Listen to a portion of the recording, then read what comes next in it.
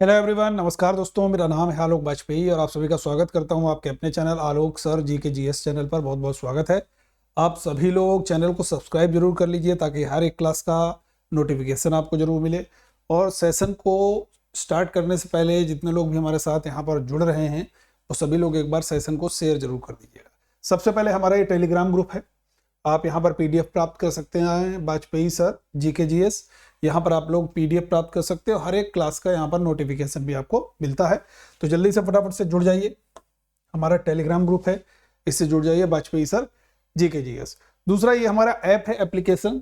आप लोग कैसे इसको स्टोर करना है, कैसे आप लोगों को इंस्टॉल करना है, आप लोग प्ले स्टोर पे जाइए, प्ले स्टोर पर सर्च कीजिए आलोक सर जी के जीएस, इस तरीके का आपको लोगो दिखेगा, इसको इंस्टॉल कर लीजिए। और मेरी सारी फ्री क्लासेस और पेड क्लासेस, खासकर एसएससी जो बिहार वाला एग्जाम हो रहा है उससे रिलेटेड क्लासेस आपको मिल रही हैं। तो यहाँ पर एक पूरा स्पीड टेस्ट का एक कॉम्बो मिल रहा है, इनरोलमेंट कर लीजिए।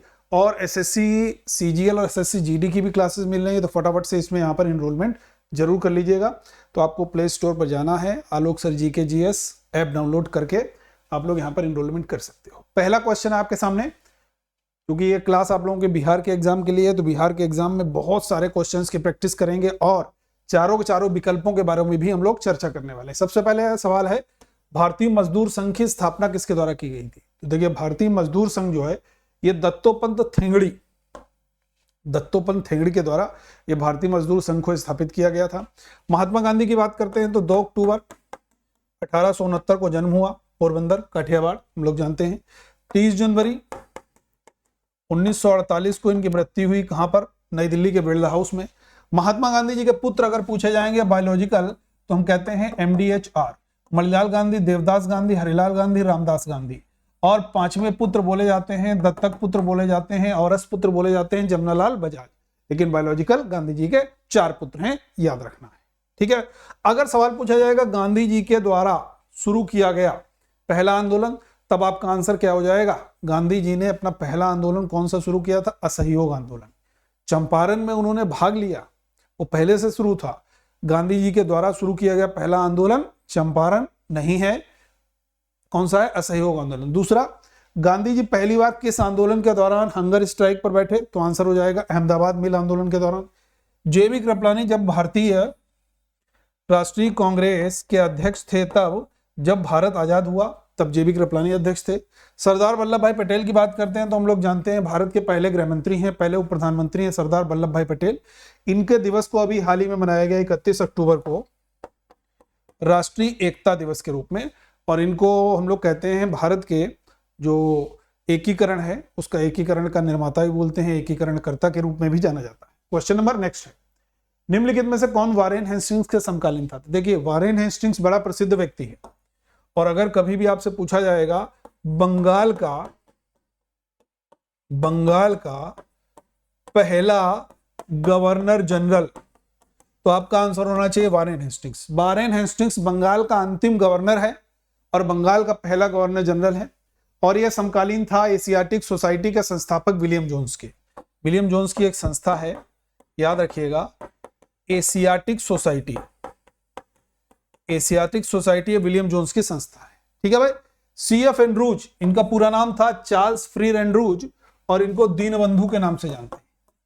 इनको हम लोग दीनबंधु के नाम से जानते हैं, याद रखना है। क्वेश्चन नंबर नेक्स्ट है आप लोगों का, यहाँ पर जो मैंने बताया एशियाटिक सोसाइटी जरूर याद कर लीजिएगा। नेक्स्ट क्वेश्चन की तरफ मूव करते हैं।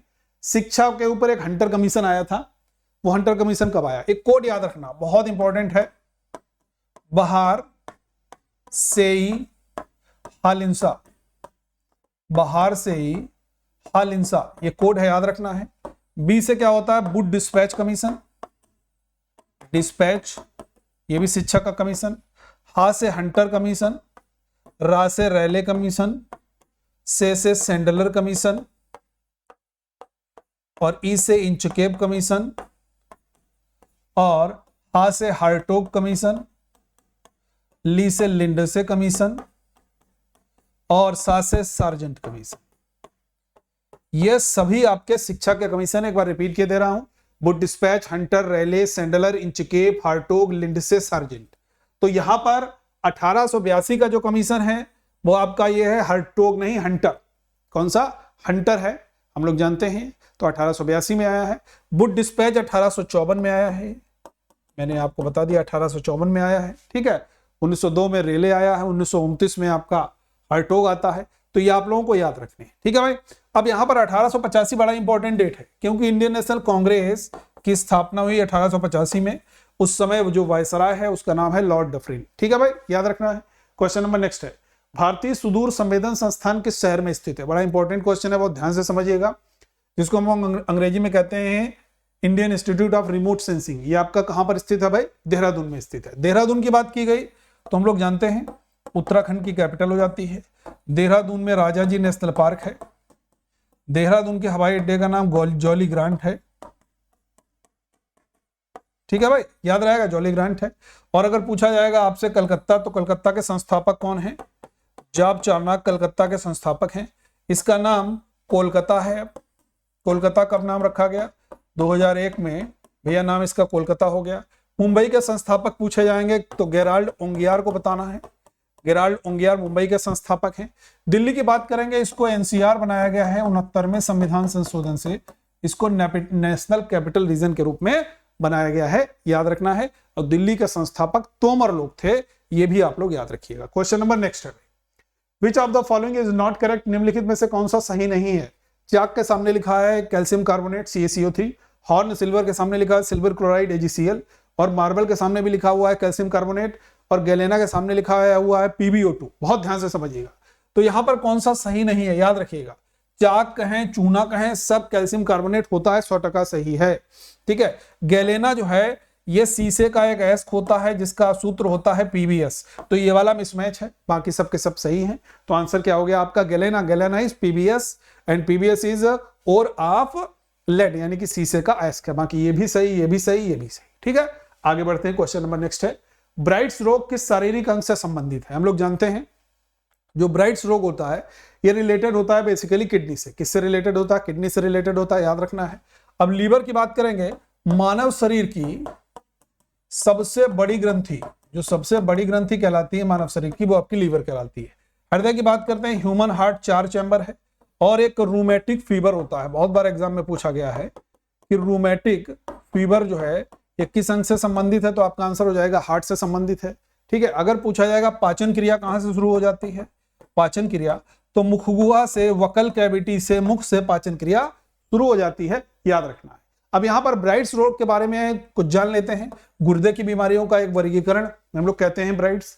आधुनिक चिकित्सा में तीव्र या पुरानी नेफ्राइटिस के रूप में इसको वर्णित किया गया है। यह स्वेलिंग और यूरिन में एल्बुमिन की उपस्थिति की विशेषता होती है। अक्सर हाई ब्लड प्रेशर और हृदय रोग के साथ में ये हो जाता है, तो इसको बोलते हैं ब्राइट्स रोग related to kidney. Clear? Question number next है, एक हड्डी में जब BMD परीक्षण किया जाता है तो BMD का फुल फॉर्म क्या है? अक्सर आपने जो हड्डी के डॉक्टर्स होते हैं वहां पर लिखा होता है BMD परीक्षण फ्री, BMD परीक्षण इतने रुपए में हो रहा है, कैंपिंग होती है। तो BMD के बारे में जान लीजिएगा, थोड़ा सा बहुत इंपॉर्टेंट है। देखिए BMD के बारे में बहुत ध्यान समझिएगा। बोन मिनरल डेंसिटी क्या होता है? Bone mineral density, this is BMD, ठीक है। अब हड्डी की बात हुई है तो याद रखिएगा, जब भी स्केलेटल सिस्टम की बात करते हैं तो 206 हड्डियां होती हैं, और स्केलेटल सिस्टम हमारा 2 भाग में बटा हुआ है। एक को कहते हैं एक्सियल स्केलेटन, जिसको बोलते हैं अक्षी कंकाल। दूसरों को कहते हैं एपेंडिकुलर स्केलेटन, जिसको बोलते हैं उपांगी कंकाल। अक्षी कंकाल में 80 हड्डियां होती हैं, उपांगी कंकाल में 126 हड्डियां होती हैं। दोनों को जोड़ देते हो तो कितना आता है भाई? 206 ही आता है, ठीक है। आगे बढ़ते हैं, क्वेश्चन नंबर नेक्स्ट है, Habsburg monarchy is related to which country? जो हैब्सबर्ग है वो किस देश से संबंधित है? जहां पर हैब्सबर्ग राजशाही थी, तो हैब्सबर्ग राजशाही कहां पर थी भाई? ऑस्ट्रिया में थी। ऑस्ट्रिया की कैपिटल क्या है? वियना है। और वियना कौन सी नदी के किनारे है? तो याद रखना है डेन्यूब नदी के किनारे है। ब्रिटिश यानी कि ब्रिटेन में रहने वाले लोग ब्रिटिश कहलाते हैं। ब्रिटेन की कैपिटल लंदन है। रोम की बात करेंगे तो इटली की कैपिटल हो जाती है, और रोम आपका टाइबर नदी के किनारे स्थित है, ठीक है भाई, याद रहेगा। क्वेश्चन नंबर नेक्स्ट है आपका, R22 के नाम से किसे जाना जाता है? R22 हम लोग अक्सर देखते हैं कि जो R22 होता है वो क्लोरोफ्लोरोकार्बन होता है, CFC होता है, जो ओजोन परत को सबसे ज्यादा नुकसान करने वाली गैस है, हम लोग जानते हैं। CH4 मीथेन होता है, इसको मार्स गैस कहते हैं।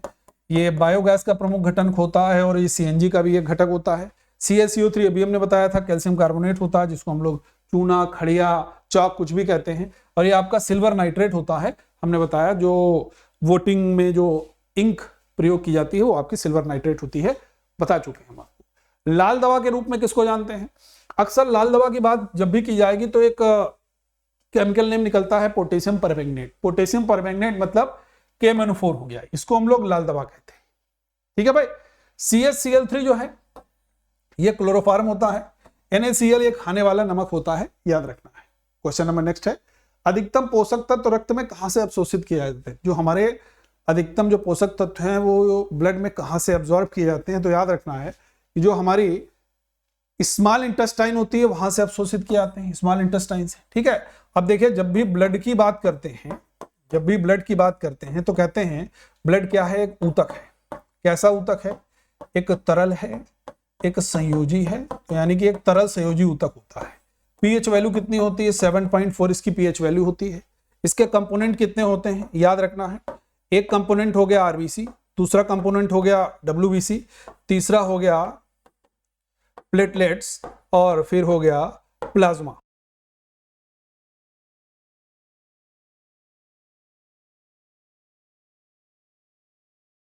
बीसी और डब्ल्यूबीसी का जो रेशियो है तो याद रखना है 600 आरबीसी पर 1 डब्ल्यूबीसी पाया जाता है, याद रखना है। क्लियर है भाई? यहां तक ह्यूमन बॉडी की लार्जेस्ट ग्लैंड मैंने बता चुका हूं मैं आपको, लीवर कहलाती है। क्वेश्चन नंबर नेक्स्ट है, केंद्रीय एवियन अनुसंधान संस्थान जिसको हम लोग कहते हैं सेंट्रल एवियन रिसर्च इंस्टीट्यूट की बात करेंगे तो ये आपका बरेली में स्थित है। कहां पर? बरेली। अब बरेली की अगर कभी बात करोगे तो रामगंगा नदी के किनारे है। ध्यान से समझते जाइएगा, बिहार वाले एकदम तोड़ के आना है, जबरदस्त सिलेक्शन लेकर के आना है। मैं आपके लिए रेगुलर तरीके से क्लासेस यहाँ पर लाता रहूंगा, ठीक है ना। और जो हमारा कोर्स है, पेड कोर्स है, उसको जरूर ज्वाइन कीजिए, स्पीड टेस्ट का है, ताकि आप एग्जाम में बहुत बढ़िया से परफॉर्मेंस कर पाए। ठीक है। रामगंगा नदी के किनारे है। बरेली को सुरमा नगरी भी कहते हैं, हम लोग जानते हैं। चेन्नई की बात करते हैं तो चेन्नई आपका ये कूबम नदी के किनारे है। ठीक है। मुंबई की बात करते हैं तो अभी हमने बताया था भारत की आर्थिक राजधानी भी है, और 1911 तक भारत की राजधानी रही कलकत्ता, और 12 में भारत की राजधानी बन जाती है दिल्ली। आगे बढ़ते हैं। कैंची नगर किसे कहा गया है? पानीपत, हिसार, मथुरा या मेरठ? बहुत ध्यान से समझिएगा।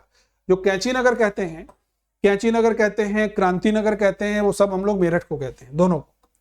क्रीड़ा राजधानी भी कहते हैं। अगर कभी आपसे क्रीड़ा राजधानी भी पूछा जाएगा, क्रांति नगर, कैंची नगर, क्रीड़ा राजधानी मेरठ को। और अगर पूछा जाएगा हिसार, और हिसार की स्थापना किसने की थी? तो याद रखना है फिरोज शाह तुगलक ने हिसार शहर की स्थापना की थी। पानीपत को बुनकरों का शहर कहते हैं। अगर कभी आपसे पूछा जाएगा बुनकरों का शहर, तो आपका आंसर हो जाएगा पानीपत में। पानीपत में एक सुल्तान है दिल्ली सल्तनत का, इब्राहिम लोदी, याद रखना है, इब्राहिम लोदी, उसका भी मकबरा आपका पानीपत में स्थित है। पानीपत के 3 युद्ध हुए, 1526, 1556 एंड 1761, तीनों याद रखना है। आगे बढ़ते हैं।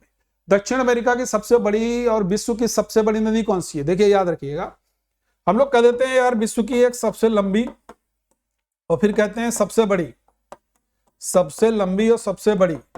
तो जो सबसे बड़ी है वो आपकी हो जाती है अमेजन, और सबसे लंबी हो जाती है आपकी कौन सी? नील। ठीक है, याद रहेगा, नील या सबसे लंबी हो जाती है। ठीक है भाई। अब भारत की सबसे लंबी हम लोग कह देते हैं गंगा, और सबसे बड़ी की बात करते हैं तो भाई ब्रह्मपुत्र को।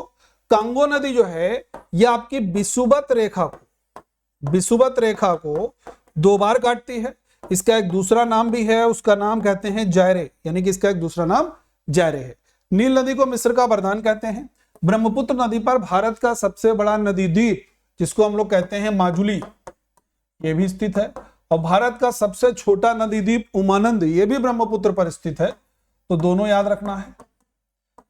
हर एक विकल्प में आपका ऐसा जबरदस्त क्वेश्चन छिपा है, चीर फाड़ करो, पोस्टमार्टम करके लाओ, एग्जाम में जरूर फंसेंगे। बस ये आपको जरूर ध्यान रखना। आगे बढ़ते हैं। नेक्स्ट क्वेश्चन है, who was the first vice president of America? America के पहले उपराष्ट्रपति कौन थे? देखिए, हम लोग जब भी अमेरिका के इतिहास के बारे में पढ़ते हैं, अमेरिका के पहले राष्ट्रपति जॉर्ज वाशिंगटन, अमेरिका के पहले उपराष्ट्रपति कोई नहीं पढ़ता, लेकिन क्वेश्चन दे दिया गया, फंस जाओगे, नहीं फंसोगे। जॉन एडम्स, क्योंकि मैंने बता दिया इसलिए नहीं फंसोगे। जॉन एडम्स अमेरिका के पहले उपराष्ट्रपति थे। पहले राष्ट्रपति थे कौन? जिनका नाम था जॉर्ज वाशिंगटन साहब। और अमेरिका में 2 पार्टीज मेनली रहती हैं, Republic party, democratic party. Republic party का जो चुनाव निशान रहता है, जो इलेक्शन सिंबल रहता है, वो रहता है हाथी, और डेमोक्रेटिक का रहता है डंकी, यानी कि गधा सिंबल रहता है। वर्तमान समय में जो बाइडेन डेमोक्रेटिक पार्टी के हैं, वो अमेरिका में राष्ट्रपति हैं। राष्ट्रपति का कार्यकाल 4 साल होता है। याद रखना है, कोई भी व्यक्ति 2 बार से अधिक राष्ट्रपति लगातार नहीं रह सकता है। यह भी अमेरिका के संविधान में उल्लिखित किया गया है। उपराष्ट्रपति जो है वो वर्तमान में कमला हैरिस हैं, वो भी डेमोक्रेटिक हैं। तो पहले उपराष्ट्रपति कौन थे? John Adams. क्लियर है? अब देखो यहां पर एक नाम और दिया हुआ है, वुडरो विल्सन नहीं दिया है। एक अगर कभी मान लीजिए वुडरो विल्सन नाम दिया हो तो प्रेसिडेंट रहे। वुडरो विल्सन जो है, इन्होंने लीग ऑफ नेशंस के संस्थापक भी हैं। इनका बड़ा सवाल पूछा जाता है, इसलिए मैंने इनका नाम यहां पे बता दिया। हेनरी विल्सन दिया था, मैं सोच रहा था वुडरो विल्सन लिखा है, लेकिन वुडरो विल्सन के बारे में कभी भी आए तो आप बता सकते हैं। इन्हीं को लोक प्रशासन का जनक भी कहते हैं। नॉक सोलर जो पार्क है किस राज्य में है? नॉक सोलर पार्क पूछा जाएगा तो यह राजस्थान का पार्क हो जाता है भाई, याद रहेगा। राजस्थान क्षेत्रफल में भारत का सबसे बड़ा राज्य है, याद रखना है। राजस्थान को झीलों का प्रदेश भी कहते हैं, ये भी याद रखना है। झीलों का प्रदेश भी कहते हैं, ये भी आपको याद रखना है। बिहार की बात करेंगे, पटना हम लोग जानते हैं कैपिटल है ही भाई। और अगर हम लोग बातचीत करेंगे बिहार के बारे में तो कहेंगे विदेशिया, जट जाटिन, नट नाटिन, ये सब वहां के लोक नृत्य हैं, याद रखना है। मध्य प्रदेश की राजधानी भोपाल है, लोग जानते हैं। भोपाल बेतवा नदी के किनारे स्थित है। भारत भवन मध्य प्रदेश की राजधानी भोपाल में स्थित है। उत्तर प्रदेश की बात करेंगे, यूनाइटेड प्रोविंसेस का पुराना नाम है। जनसंख्या में सबसे बड़ा प्रदेश है। लोकसभा, राज्यसभा, विधानसभा, विधान परिषद सीटों की संख्या सबसे अधिक उत्तर प्रदेश में ही है, याद रखना है। आगे बढ़ते हैं। प्लास्टिक लाओ मास्क ले जाओ, ये पहल भैया किसके द्वारा शुरू की गई थी? प्लास्टिक लाओ मास्क ले जाओ, ये पहल शुरू करने वाला जो शहर था वो था देहरादून। ठीक है भाई, उत्तराखंड की कैपिटल है। यहीं पर इंडियन मिलिट्री एकेडमी है, यहीं पर राजा जी नेशनल पार्क है, सारी चीजें हैं। लखनऊ की बात करते हैं, हम लोग जानते हैं कि यहाँ पर बड़ा इमामबाड़ा स्थित है, याद रखिएगा। बड़ा इमामबाड़ा लखनऊ में, जिसको बनवाया था बड़ा इमामबाड़े को नवाब आसिफुद्दौला के द्वारा, मोस्ट इंपॉर्टेंट है। चंडीगढ़ के जो संरचनाकार के जो आर्किटेक्ट थे उनका नाम था ली काबूर्जियर। और वहां पर एक रॉक गार्डन है, उस रॉक गार्डन को किसने स्थापित कराया था? नेकचंद ने। यह भी नाम याद रखिएगा, नेकचंद ने स्थापित कराया था। दिल्ली की बात करते हैं, 69th अमेंडमेंट से दिल्ली को एनसीआर, नेशनल कैपिटल रीजन बनाया गया था। स्थापना किसके द्वारा की गई थी दिल्ली की? तोमरों के द्वारा। नेक्स्ट क्वेश्चन है, Jwala Gutta related to which sports? जो ज्वाला गुट्टा की जब भी बात करते हैं, बहुत जबरदस्त खिलाड़ी हैं, बहुत एनर्जेटिक खिलाड़ी हैं, और ये है आपकी बैडमिंटन से रिलेटेड। अगर कभी आप लखनऊ में रहें तो एक सैयद मोदी एक टूर्नामेंट होता है, उसमें ये सारे खिलाड़ी खेलने के लिए आते हैं। मैंने एक बार इनका मैच लाइव देखा है, तो इसलिए मैं बता रहा हूं। ये रिलेटेड टू बैडमिंटन। बैडमिंटन से रिलेटेड अगर कप पूछे जाएंगे तो उबेर कप है, थॉमस कप है, सुदीरमन कप है, अमृत दीवान कप है। ये सब के सब आपके बैडमिंटन से रिलेटेड हैं। इसका एक दूसरा नाम है पूनाई, ऐसा माना जाता है पूना से इसकी उत्पत्ति हुई बैडमिंटन की, तो याद रखना है। ठीक है भाई। हॉकी से रिलेटेड पूछा जाएगा, अजलन शाह कप है, रंगास्वामी कप है, आगा खां कप है, बेटन कप है, सब हॉकी से रिलेटेड है। ठीक है भाई। क्रिकेट पूछा जाएगा, सरजहां कप है, सिस्मैल ट्रॉफी है, रणजी ट्रॉफी है, सब क्रिकेट से रिलेटेड है। क्रिकेट के पिता अगर कभी पूछा जाएगा वर्ल्ड में तो आप कहेंगे WG ग्रेस, वर्ल्ड में क्रिकेट के पिता कहे जाते हैं।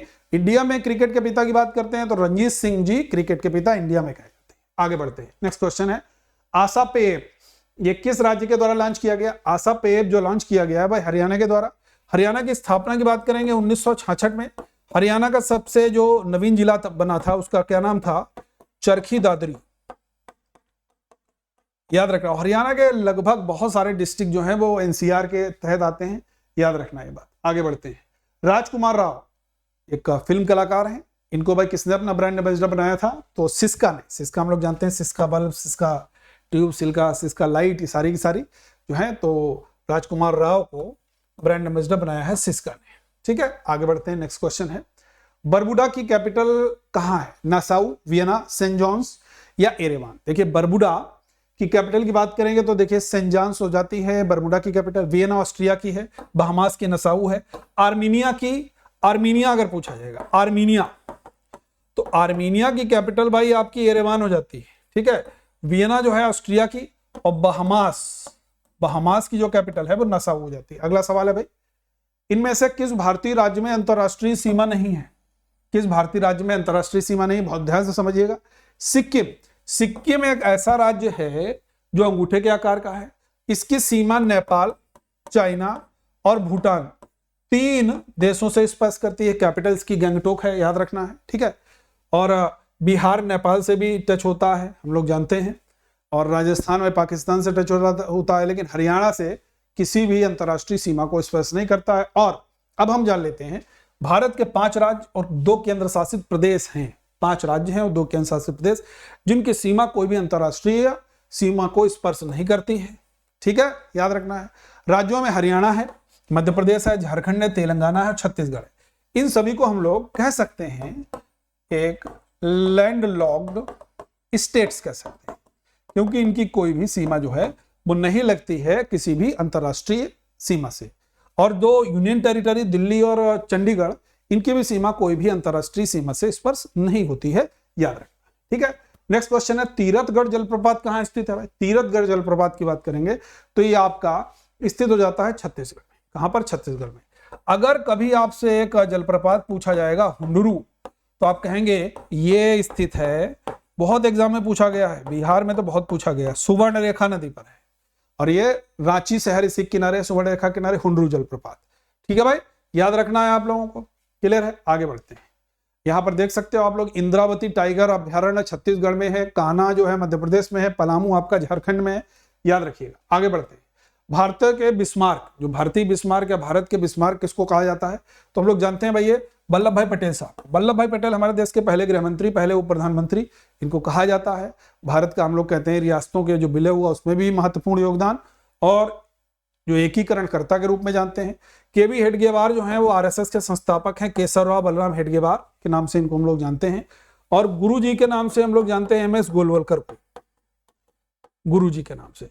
और ये खान अब्दुल लिखा है, अगर पूरा नाम लिखा होता खान अब्दुल गफ्फार खान, जिनको हम लोग सीमांत गांधी कहते हैं, बिल्कुल याद रखना है। हड़प्पा सभ्यता का सबसे बड़ा भारतीय स्थल कौन सा है? देखिए यहाँ पर एक चीज उसने, जो पेपर सेटर है उसने यहाँ पर लगा दिया, भारतीय स्थल। वैसे अगर पूछा जाए ओवरऑल हड़प्पा सभ्यता का सबसे बड़ा स्थल, तो सबसे बड़ा स्थल हड़प्पा सभ्यता का मोहनजोदाड़ो है।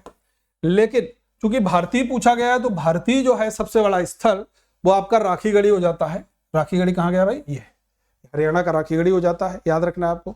लोथल ये आपका भोगवा नदी के किनारे है, ये गुजरात का स्थल है, याद रखना है। ठीक है भाई। मिथाथल हरियाणा का है, बनावली हरियाणा का है, याद रखना है। आगे बढ़ते हैं। मानव शरीर में सर्वाइकल जो बोन्स होती हैं वो कितनी होती है? सर्वाइकल बोन्स देखिए, एक हमने आपको बताया है जिसको हम लोग कहते हैं क्रेनियम, जिसके अंदर हमारा ब्रेन बंद होता है। क्रेनियम में होती है 8 बोन्स, सर्वाइकल यानी कि गर्दन की हड्डियां जो होती हैं 7। एक संरचना के रूप में हम लोग देख सकते हैं। यहाँ पर ये देख सकते हो, ये पूरी जो हड्डी की रीढ़ के ऊपर का पार्ट ये सर्वाइकल हो जाता है, ये आपका सर्वाइकल हो गया भाई। और ये थोरेसिक होती है 12, लंबर होती है 5, सैक्रम होती है 5, कॉसिस्क होती है 4। और ये सैक्रम और कॉसिस्क जुड़ जाती हैं आपस में और ये 2 में कन्वर्ट हो जाती है। इसीलिए हम लोग कहते हैं एडल्ट्स में जो वर्टिब्रल कॉलम्स हैं वो 26 हो जाते हैं। वैसे हम लोग कितने पढ़ते हैं? 33। अब 26 कैसे होते हैं भाई? ये 5 और 4 9 हुई ना। अब 9 हुई तो 9 जो है ये 2 में बदल गई।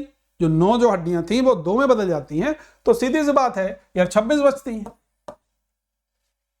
ठीक है ना? बिल्कुल कमेंट सेक्शन में बताइएगा अगर समझ में ना आई हो ये बात। तो निम्नलिखित में से कौन सा टाइगर रिजर्व सही ढंग से सुमेलित नहीं है? संजय डुबरी मध्य प्रदेश, टोडोबा महाराष्ट्र, बक्सा पश्चिम बंगाल, इंद्रावती उड़ीसा। बहुत बढ़िया सवाल है, बहुत ध्यान से समझोगे इसको। देखो भाई, ये संजय वाला 100% सही है, टोडोबा 100% सही है, बक्सा 100% सही है, लेकिन इंद्रावती बस्तर का है, छत्तीसगढ़ का है, तो ये उड़ीसा में नहीं है। उड़ीसा में अगर पूछा जाएगा तो हम लोग कह सकते हैं उड़ीसा में भीतरकनिका है, गहिरमाथा है, सिमलीपाल है, ये सब आपके उड़ीसा के हो जाते हैं। आगे बढ़ते हैं। नेक्स्ट क्वेश्चन है, पीलिया से शरीर का कौन सा अंग प्रभावित होता है? लीवर, किडनी, गॉल ब्लेडर या इनमें से कोई नहीं? पीलिया की जब भी बात करते हैं जॉइंटिस तो हमेशा लीवर को प्रभावित करती है, मानव शरीर की सबसे बड़ी ग्रंथि होती है। ठीक है भाई। और जब भी हम लोग कहते हैं पित्त जमा कहां होता है, तो पित्त जमा होता है पित्ताशय में, लेकिन पित्त का निर्माण कौन करता है अगर पूछा जाएगा तो यही बच्चा फंसता है। पित्त का निर्माण करेगा लीवर और पित्त जमा कहां होगा? पित्ताशय में। ठीक है भाई, ये याद रखिएगा। क्वेश्चन नंबर नेक्स्ट है, निम्नलिखित में से कौन सी ट्रॉफी टेनिस खेल से संबंधित नहीं है?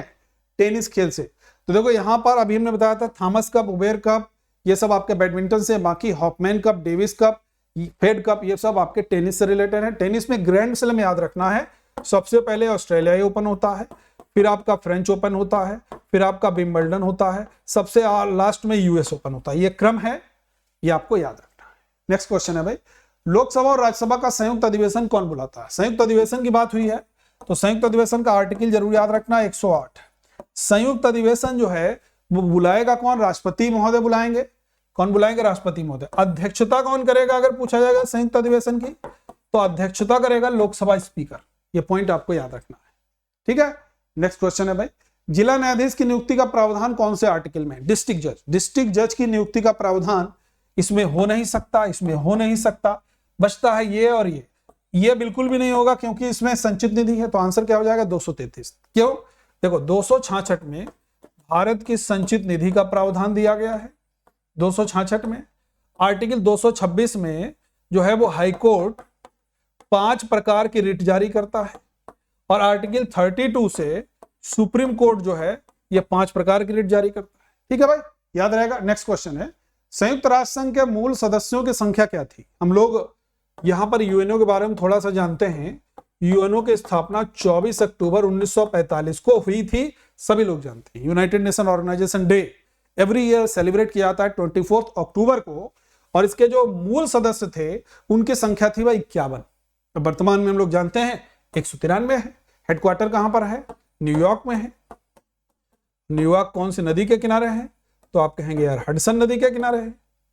यूएनओ हेडक्वार्टर कहां है? न्यूयॉर्क। नेक्स्ट क्वेश्चन की तरफ आते हैं, उससे पहले जान लेते हैं हेडक्वार्टर हो गया, ऑफिशियल लैंग्वेज आप लोग जानते हैं, ठीक है भाई। उसके बाद में टाइप देख सकते हो, 193 सदस्य हैं। कौन सा देश प्लेग्राउंड ऑफ यूरोप कहते हैं? प्लेग्राउंड ऑफ यूरोप को हम लोग किसको कहते हैं भाई? स्विट्जरलैंड, जिसकी कैपिटल बर्न है। और बर्न में यूपीयू यूनिवर्सल पोस्टल यूनियन का हेडक्वार्टर भी है। जर्मनी की राजधानी की बात करेंगे तो जर्मनी की राजधानी जो है वो आपकी बर्लिन है। और ब्राजील की जो कैपिटल है वो आपकी ब्रासिलिया है, याद रखना है, ठीक है, ठीक है भाई। तो ये हमारे क्वेश्चन समाप्त होते हैं। एक बार फिर से मैं रिपीट कर दूं, बिहार एसएससी वाले विद्यार्थी बिल्कुल मत चूको। 7 तारीख से मेरे साथ रेगुलर जुड़िए, एक जबरदस्त शानदार जानदार एक टेस्ट सीरीज के माध्यम से, जिसमें आपके बहुत सारे क्वेश्चंस में फंसाने वाला भी हूं, बहुत सारे क्वेश्चंस व्याख्या से भी फंसाने वाला हूं। तो आप लोग उस कोर्स को जरूर ज्वाइन कीजिएगा। केवल आपका जो कोर्स है वो 888 में मैंने उसका प्राइस रखा है। तो आज देखिए आप लोगों को डिस्प्ले हो जाएगा, तो फटाफट से इनरोलमेंट कर लीजिएगा। आप लोगों को करना क्या है, प्ले स्टोर पर जाना है, आलोक सर जीके जीएस, आप लोगों को ऐप डाउनलोड कर लेना है। इस तरीके से लाल रंग का आपको एक एबी सर चित्र दिखेगा, आप लोग डाउनलोड करके इनरोलमेंट कर लीजिए। तो सेशन अच्छा लगा हो तो एक बार लाइक जरूर कीजिएगा, शेयर जरूर कीजिएगा, और चैनल को सब्सक्राइब करना बिल्कुल नहीं भूलना है। Thank you. और देखिए जो मेरा ऐप है आलोक सर जीके जीएस, उसको भी फटाफट से जल्दी से प्ले स्टोर से इंस्टॉल कर लीजिए, ताकि हमारे वहाँ पर भी सारी की सारी फ्री क्लासेस और कंटेंट और ई बुक सभी चीज़ें आप लोगों को वहाँ पर मिलने वाली है। ओके, थैंक यू एवरीवन, जय हिंद।